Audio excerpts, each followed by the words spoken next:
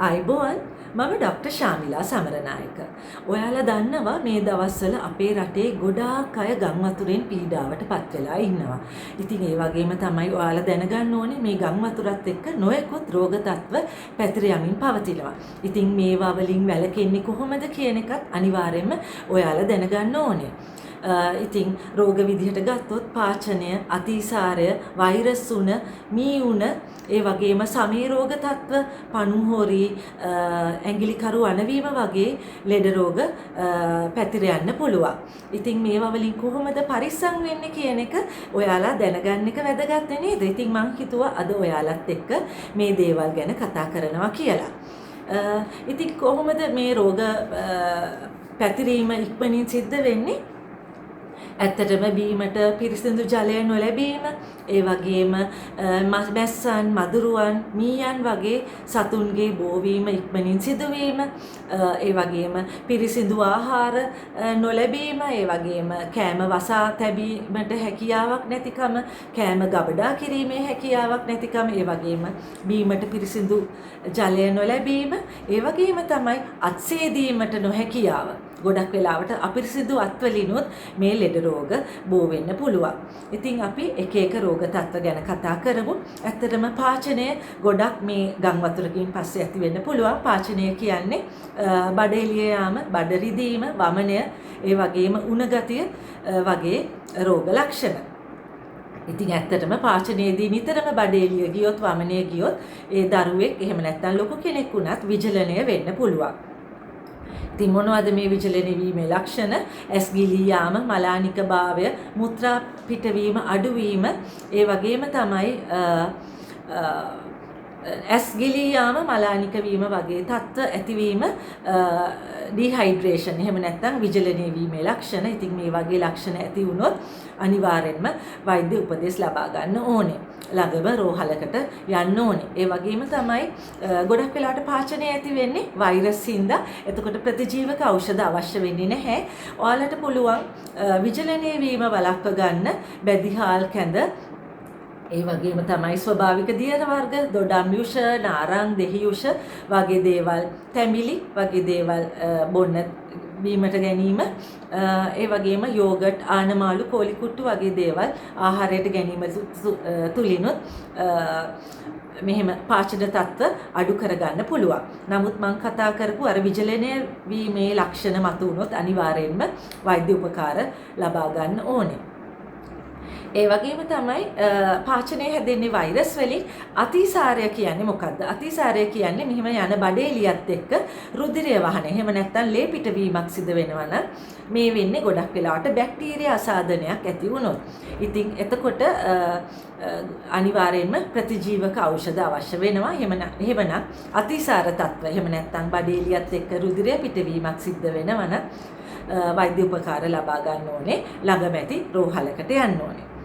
ඒ වගේම තමයි ඔයාලා දන්නවා මී උණ කියන රෝගය. එහෙම නැත්නම් ලෙප්ටොස්පයිරෝසිස්, මීයන්ගේ මුත්‍රා වලින් තමයි මේ රෝගය බෝ වෙන්නේ. ඉතින් ගම් වතුරකට පස්සේ මී ගහණය වැඩිවීම නිසා මී උණ පැතිර යන්න පුළුවන්.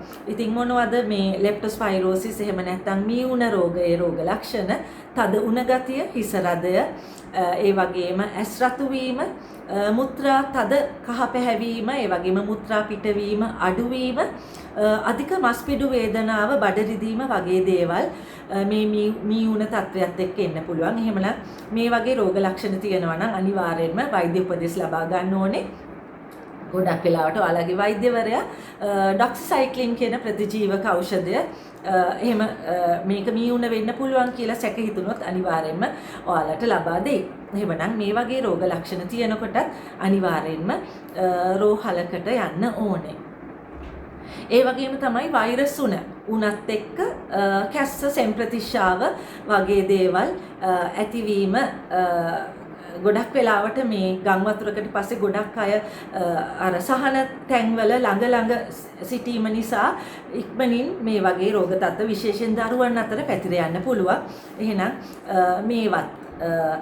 මේවා වලට වෛද්‍ය ප්‍රතිකාර ලැබෙනවා නම් හොඳයි. ඉතින් ඒ වගේම තමයි මම කතා කරා සමේ රෝග ඇති වෙන්න පුළුවන් කියලා. එහෙම වෙන්නේ නිතරම අඩ වතුර පෑගුණාම ඇඟිලිකරු වනවීම වගේ දේවල්, ඒ වගේම පණු හොරි ඒ වගේ වෙලාවට මෙහෙම ඇඟිලිකරු වල බිබිලි ඇති වෙලා කැසීමක්, අධික ලෙස කැසීමක් ඇති වෙලා. ඉතින් මේ වගේ රෝග ඉක්මනින් බෝ වෙන්නත් පුළුවන්.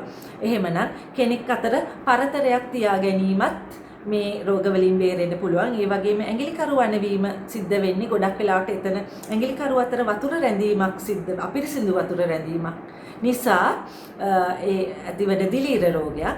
ඉතින් පිරිසිදු වතුරෙන් නැවත දෙපා සෝදලා කකුල් වියලි විදිහට තියාගත්තොත් මේ ඇඟිලිකරු වනවීමෙන් අපිට ආරක්ෂා වෙන්න පුළුවන්.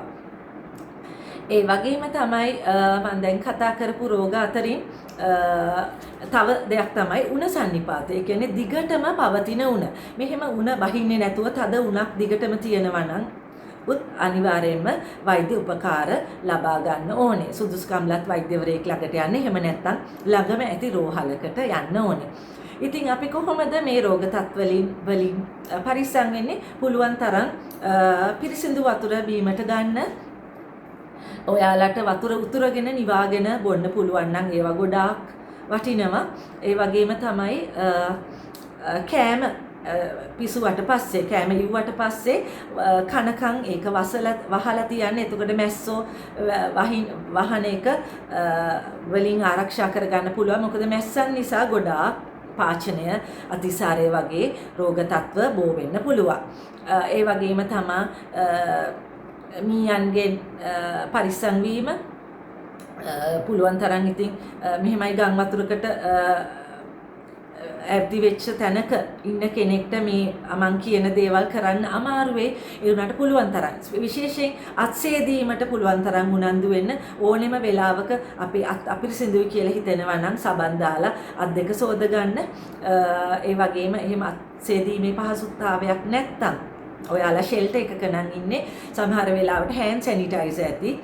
විශේෂයෙන් වැසිකිලි යාමෙන් පසු ඒ වගේම ආහාර ගැනීමට පෙර අනිවාර්යයෙන්ම අත් දෙක සෝදලා පිරිසිදු කරගන්න ඕනේ. එහෙම නැත්නම් හෑන්ඩ් සැනිටයිසර් එකකින් පිරිසිදු කරගන්න ඕනේ. ඒ වගේම තමයි ඔයාලා රෝගියෙක් ඇල්ලුවොත් පාචනය තියෙන එතකොටත් අත්සේදීම වැදගත් වෙනවා.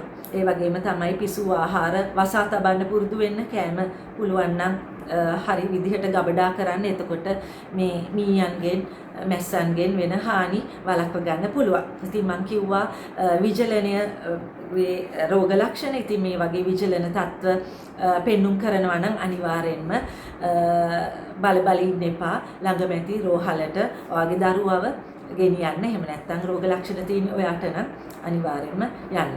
රෝගීන් අතර පරතරයක් තියාගන්න ඕනි පුළුවන් තරම්. ඒ වුණාට මේ වගේ තත්වයකදී මට ඒ වගේ දේවල් කියනකොට හිතෙනවා සමහර වෙලාවට ෂෙල්ටර් එකක ඉන්නවා නම් ඇත්තටම ළඟ තමයි කෙනෙක් ඉන්නේ. ඉතින් රෝගීන්ගෙන් පුළුවන් තරම් ඉවත්ව ඉන්න බලන්න රෝග ප්‍රතිකාර ලබා ගන්නකම්. ඒ වගේම තමයි මඩ වතුර පෑගුණොත් පිරිසිදු වතුරෙන් කකුල් පිරිසිදු කරලා, එහෙම නැත්නම් තුවායකින් හරි රෙදි කෑල්ලකින් පිහිදලා ඒ කකුල් වේලිච්ච විදිහට, ඩ්‍රයි විදිහට තියාගන්න. විශේෂයෙන් දියවැඩියා රෝගීන්ට සමේ රෝග හැදීමේ ප්‍රවණතාවය වැඩි. ඉතින් මේවා තමයි ගම් වතුරකින් පස්සේ පැතිර යන රෝග. මම ආයෙ මතක් කරන්නම්. පාචනය, අතිසාරය, උණ සන්නිපාතය, මී උණ, වෛරස් උණ වගේ රෝග තත්ත්ව. ඒ වගේම තමයි සමී රෝග. ඉතින් අපි මේවා ගැන දැනුවත් වෙමු. ඇත්තෙන්ම රෝග ලක්ෂණ ගැන විමසිල්ලෙන් ඉමු. මොකද රෝග ලක්ෂණ වැඩි වෙනකන් හිටියොත් ඔයාලා රෝහලකට ගියත් වෛද්‍යවරුන්ට අමාරු වෙනවා මේ රෝග ඉක්මනින් මැඩ පවත්ව ගන්න. ඒ හින්දා රෝග ලක්ෂණ ගැන විමසිල්ලෙන් ඉඳලා ඒ වගේ අවශ්‍යතාවයකදී අනිවාර්යයෙන්ම රෝහලකට යන එක, එහෙම නැත්නම් වෛද්‍ය ප්‍රතිකාර ගන්න එක ඉතාමත් වැදගත් වෙනවා මේ වගේ තත්වයකදී. එහෙනම් අපි මේ රෝග ගැන දැනගත්තා. ඒ වගේම පුළුවන් තරම් අපි පරිස්සම් වෙමු. එහෙනම් ගිහිල්ලා එන්නම්. මම හිතනවා ඔයාලා මගේ වීඩියෝ එකට කැමති ඇති කියලා. එහෙනම් මගේ YouTube channel එක Serene Radiance and Mindfulness කියන channel එක subscribe කරලා notification button එකත් press කරන්න. එතකොට මේ වගේ වැදගත් videos වලින් ඔයාලට තවදුරටත් මාත් එක්ක සම්බන්ධ වෙන්න පුළුවන් වෙයි. එහෙනම් ගිහිල්ලා එන්න. ආයුබෝවන්.